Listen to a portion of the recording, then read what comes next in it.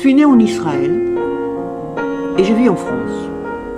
Je ne suis pas pratiquante et pourtant, l'identité juive me colle à la peau.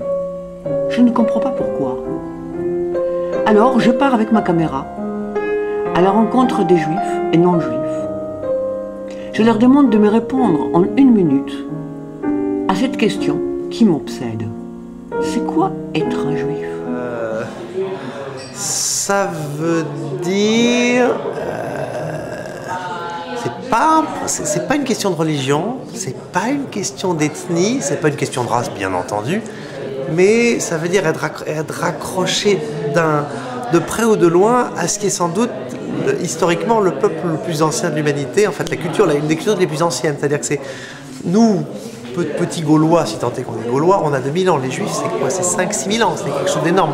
Donc c'est la culture la plus ancienne, d'un côté la plus archaïque et en même temps la plus ouverte et la plus fermée parce qu'on les a forcés à vivre en vase clos.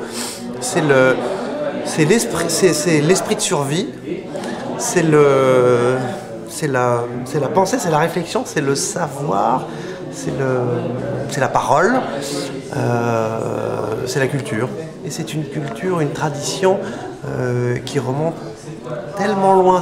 Pour moi, c'est pas un pays. J'ai du mal, même si c'est Israël, pour moi, c'est quelque chose de totalement... Pour moi, la diaspora est presque plus représentative de ce que peut être l'esprit juif parce que c'est une façon aussi de s'assimiler à toutes les cultures, dans tous les pays, et de rester juif tout en devenant français, tout en devenant américain. Pour moi, la quintessence de l'esprit juif, c'est Offenbach, qui était allemand, rhénan, qui est arrivé à Paris, qui est devenu la quintessence de l'esprit parisien, sans jamais cesser d'être juif. Dès qu'il est question des choses de l'esprit, des choses de la culture, il y a toujours un juif dans un coin, de toute façon, qu'on le veuille ou non. C'est pas vrai?